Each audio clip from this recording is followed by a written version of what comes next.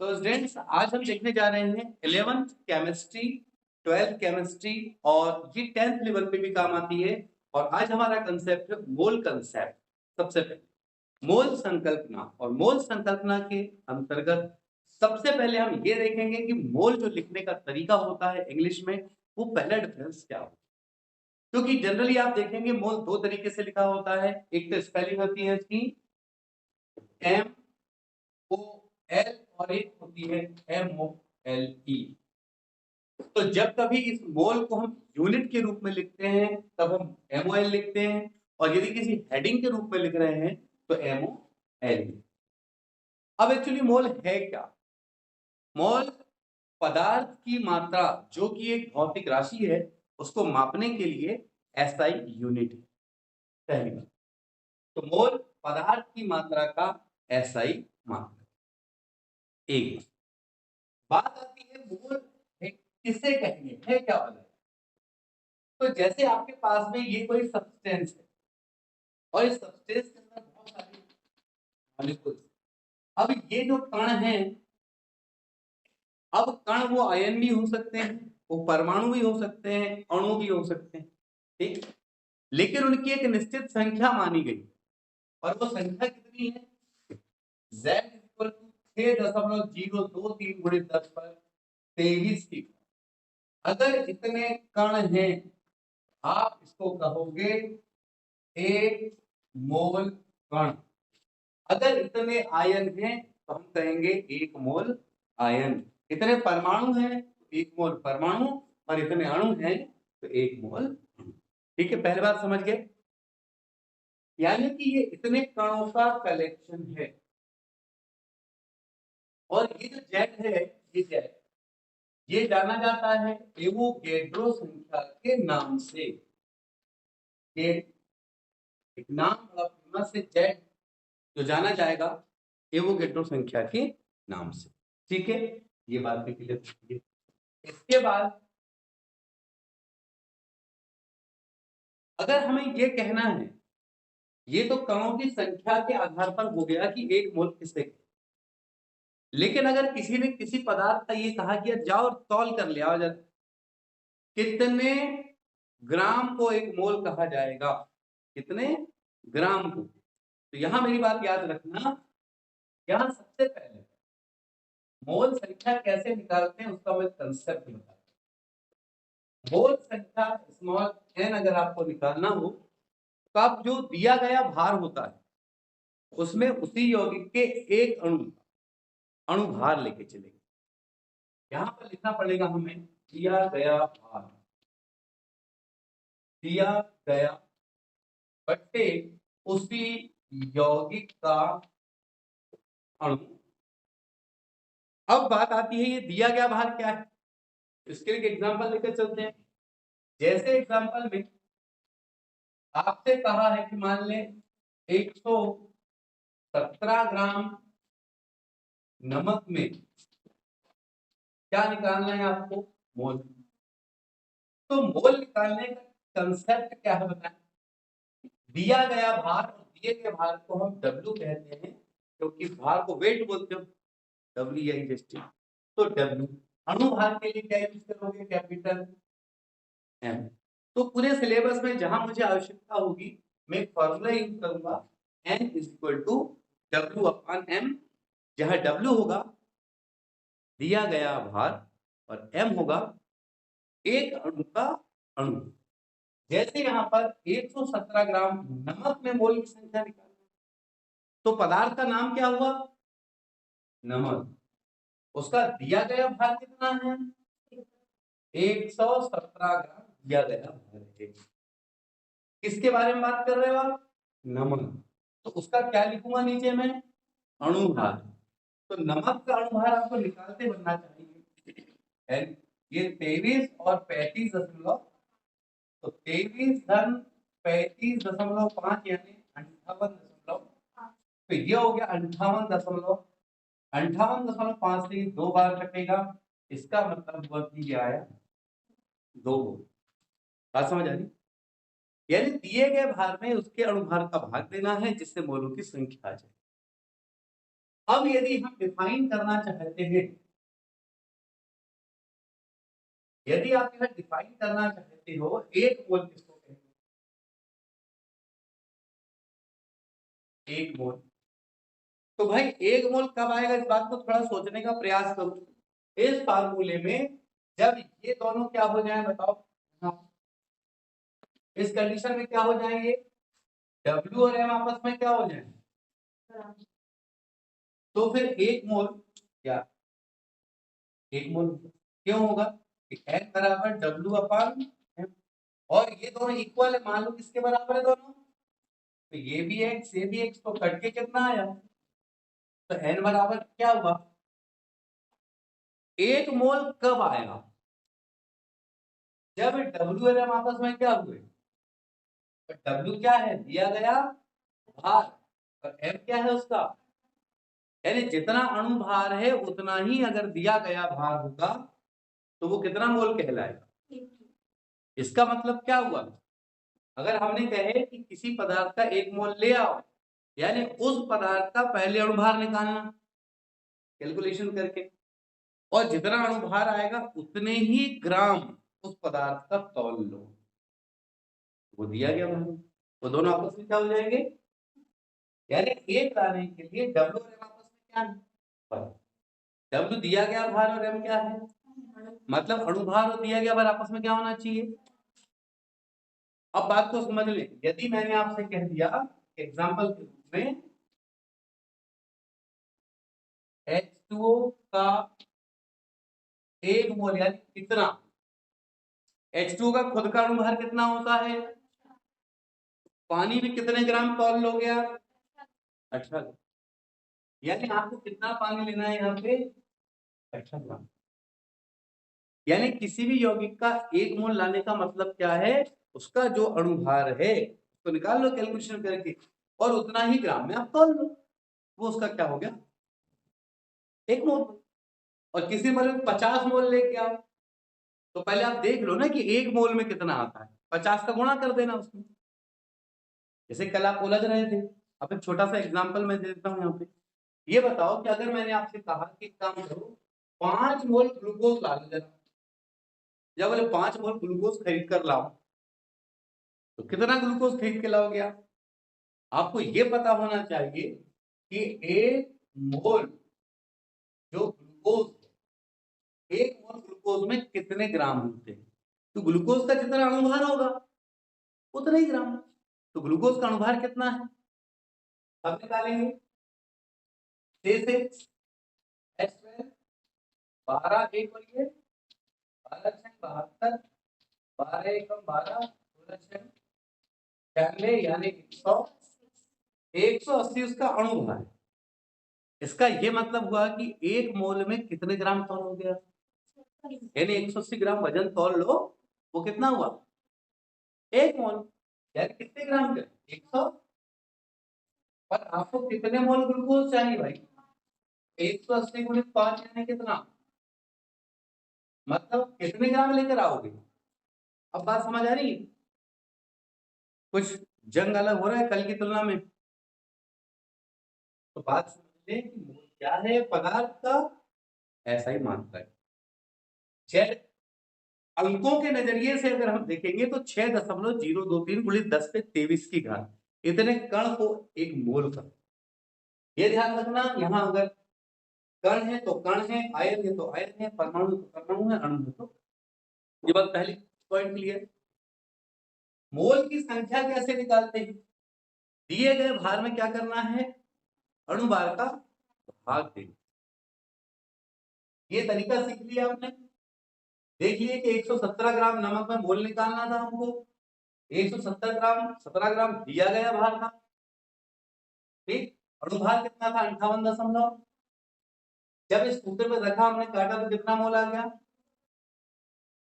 एक मोल अगर लाना है तो क्या जरूरी है पास में, W और M क्या हो, दिया गया भार अणुभार आपस में क्या हो, फिर मैंने ये सिखाया कि H2O का एक मोल यानी कितना, जितना उसका अणुभार होगा उतना ही ग्राम में द्रव्यमान, यानी कितना ग्राम। फिर मैंने बताया कि 5 मोल ग्लूकोज में निकालो जरा कितने ग्राम, तो आपको ये बताना है कि 1 मोल में कितना होगा पहले। तो ग्लूकोज का अणुभार कितना हुआ, 1 मोल में कितने ग्राम, 100। तो 5 मोल में कितने ग्राम, यहां तक बात क्लियर हो गई। अगर आपको दिया गया भार है तो किसका भाग देना है, अणुभार। आपकी तकलीफ क्या होती है यहाँ पे, अणुभार का न बनना, अणुभार आपको बनना चाहिए। तो ये हुआ मोल कंसेप्ट का कुछ भाग, अभी समाप्त नहीं हुआ है, क्योंकि आपको दिया गया भार था ना, हो सकता है कि भार ना दे, हो सकता है कि वो संख्या दे दे, हो सकता है कि वो आयतन दे दे, फिर कैसे करोगे। तो इसमें चर्चा करते हैं, पर पहले यहां तक कोई कंफ्यूजन है तो सबसे पहले हुआ।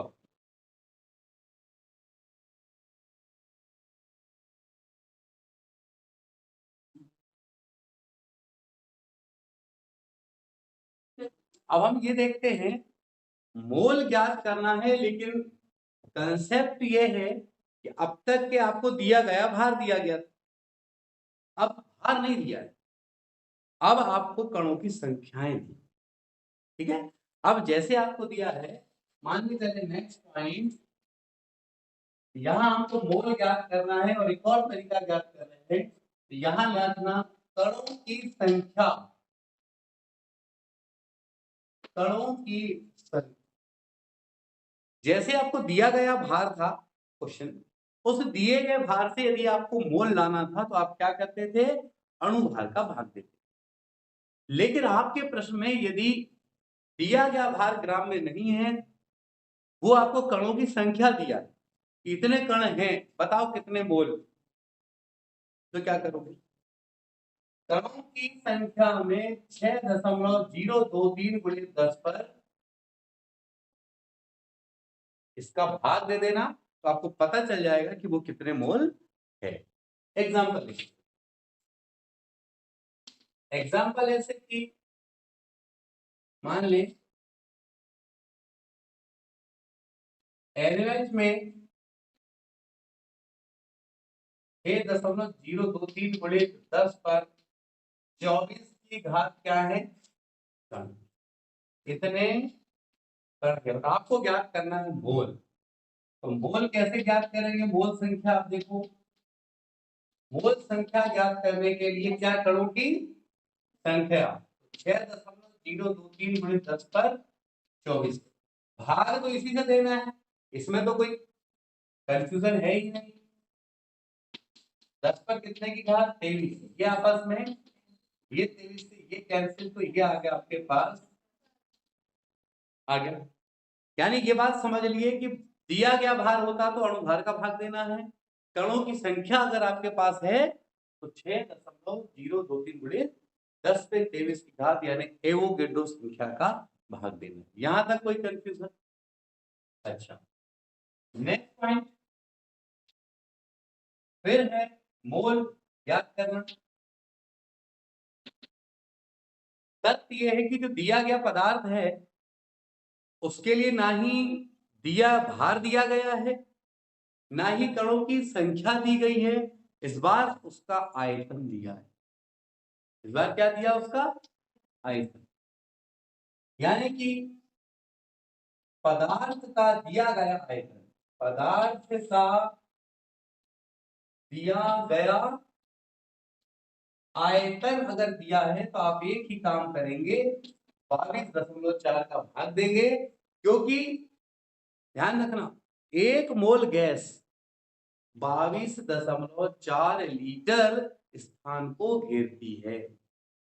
1 मोल कितना स्थान घेरती है, तो आप किसका भाग देंगे, इतने लीटर का, कब, लेकिन जब हमको आयतन भी दिया हो काय में, और लीटर में नहीं दिया तो हम लीटर में बना लेंगे। मान लो ml में दिया है तो 1000 का भाग देके हम उसको चेंज कर देंगे।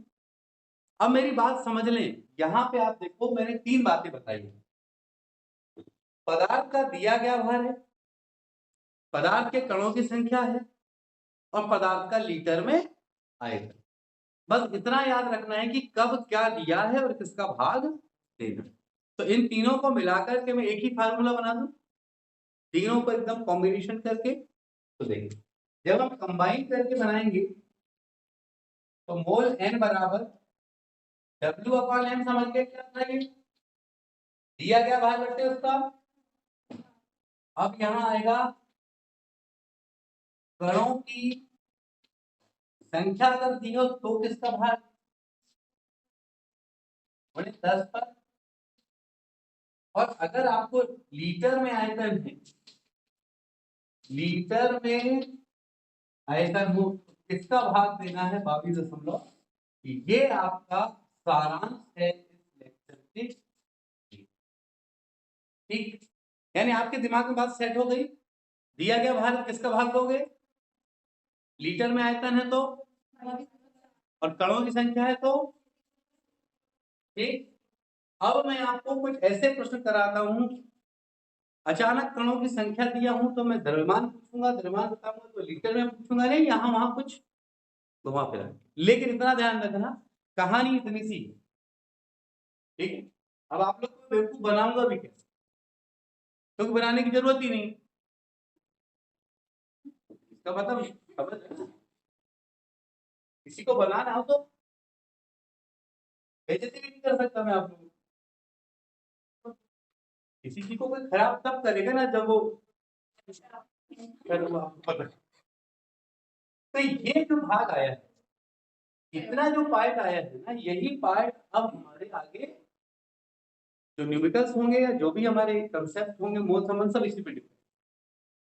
कल जब हमको जरूरत पड़ रही थी तो हम केवल कौन सा यूज हो रहा था, फर्स्ट वाला, सेकंड थर्ड की तो कोई जरूरत ही नहीं। अभी क्लियर है पक्का। लेकिन ये ध्यान रखना, 11वीं के हर टॉपिक को इस लेवल पे अपन 12th में नहीं ले सकते। अब एक टॉपिक ले लिया है हमने, ठीक, तो फिर टाइम भी देखना पड़ेगा अपने को, कोर्स भी यहाँ तक आओ, इसके बाद में इसकी न्यूमेरिकल करा।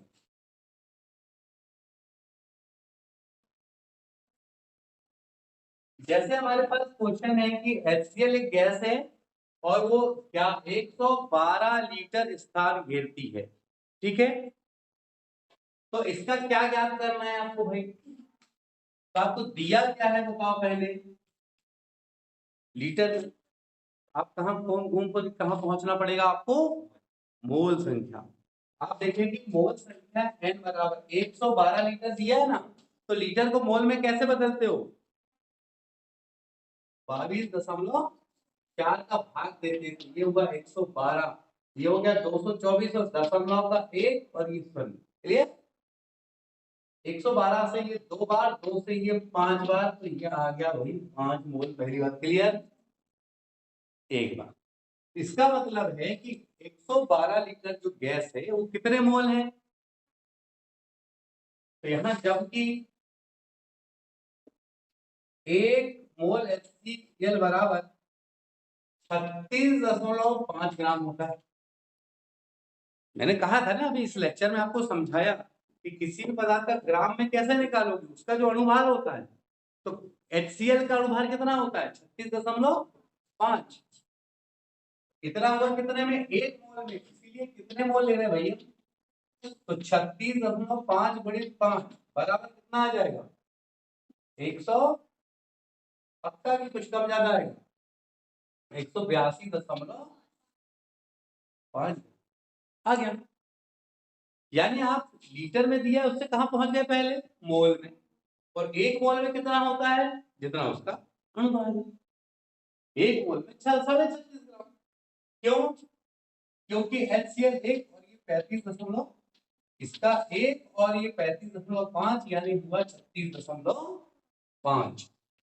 तो 1 मोल में इतना, तो 5 मोल लाए हमने हल करके, 5 का गुणा कर दिए, तो 182.5। ठीक है, अब नेक्स्ट क्वेश्चन देखते